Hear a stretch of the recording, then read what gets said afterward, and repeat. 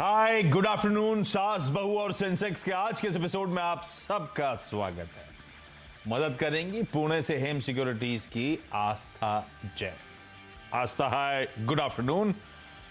बस बातचीत की शुरुआत करेंगे। स्क्रीन पे toll free number, WhatsApp number, Twitter IDs आ गए। प्लीज नोट डाउन करिए, रीच आउट करिए। ट्विटर के थ्रू रीच आउट कर रहे हैं, नाम अकाउंट का कंफ्यूजिंग है तो प्लीज उस ट्वीट में ही अपना नाम भी मेंशन करिए। मैं पक्का आप सबको रिवर्ट करूंगा और उस पर हम लोग फिर जल्द से जल्द क्वेरीज को स्केड्यूल भी करेंगे। मार्केट स्क्रीन्स पर आएंगे। कुछ दबाव थोड़ा सा कम हुआ है। कुछ देर पहले तो 1% से ज्यादा की कमजोरी थी, अब थोड़ा सुधरना शुरू हुए हैं, लेकिन फिर भी 150 पॉइंट से ज्यादा की कमजोरी के साथ निफ्टी इस समय कामकाज कर रहा है। और ये हम नहीं, एशिया रखिएगा स्क्रीन पे डायरेक्टर साहब। पूरा एशिया ग्लोब ऐसा ही हाल है। प्रॉफिट टेकिंग की गिरफ्त में पूरा ग्लोब आपको नजर आएगा। एशिया नहीं दिखाएंगे क्या? ये आ गया। देखिए हर बाजार देखिए किस तरह से गिरा हुआ है। हम तो फिर भी कम गिरे वालों में से हैं। कल आउट परफॉर्म करने के बावजूद, कल हमने ग्लोब को आउट परफॉर्म करा था जब हम मजबूत हुए थे, और आज भी गिरावट ठीक है, सबड्यूड कंपैरिजन में फिर भी बेहतर प्लेस। लेकिन ये दिक्कतें क्यों आ रही है एशिया में और उसका रिपल क्यों दिख रहा है बाकी जगह फ्यूचर्स में? क्योंकि बैंक ऑफ जापान ने आज सुबह, जब हमने हेडलाइन, जब मैंने मार्केट शुरू हो रहा था उससे पहले मेंशन कर रहा था कि दरों में कोई छेड़छाड़ नहीं करी है ना।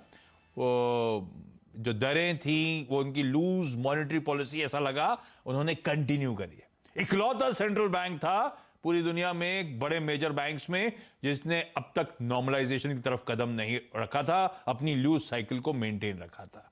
पर बैंक ऑफ जापान ने एक सरप्राइज स्प्रिंग अप करा।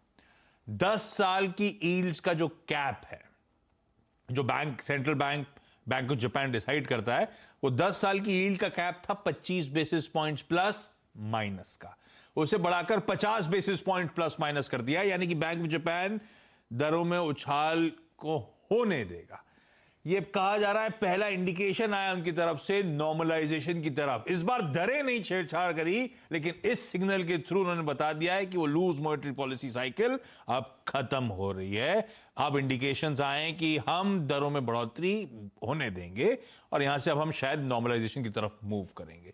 इस कदम का मतलब, भाई लोग येन, वहां पे दरें निगेटिव में थी, येन लेते थे, दुनिया भर के बाजारों में झोंकते थे, पैसा कमाते थे, येन कैरी ट्रेड होता था। अब थोड़ा सा पहला क्वेश्चन मार्क लगा कि एक और तरफ से फ्लोज बाहर जाने की तैयारी। वो सब मूड पे, थोड़ा सेंटिमेंट्स पे हावी होता हुआ ये है। वो बैंक ऑफ जापान, सब कहते हैं फेड की, ईसीबी की, बैंक ऑफ इंग्लैंड की चर्चा करते रहते हैं। आज बैंक ऑफ जापान ने क्योंकि अपनी लूज साइकिल से स्टेप पीछे हाथ खींचा है, उसका रिपरकशन पूरा एशिया इस समय झेलता हुआ नजर आ रहा है। तो ग्लोब गड़बड़ा रहा है बैंक ऑफ जापान को सिग्नल्स के चलते, और इसीलिए आज भारतीय बाजार दबाव में आपको कामकाज करते हुए नजर आएंगे। हालांकि ऑफ डेज लोज, आज के 200 के लोज थे 260 265 पे खड़े हुए हैं। दिन के लोज से अब बढ़िया सी 60-65 पॉइंट की रिकवरी इस समय आपको आपकी स्क्रीन पे नजर आएगी। चलिए अब फोकस करा जाए सवाल जवाब के सिलसिले पे। आज हमें मुंबई जाना है, वाराणसी जाना है और आगरा जाना है। जो जो जुड़ चुके हैं, सब जुड़ चुके हैं, आप सबको गुड आफ्टरनून। सबसे पहले मुंबई से अर्चना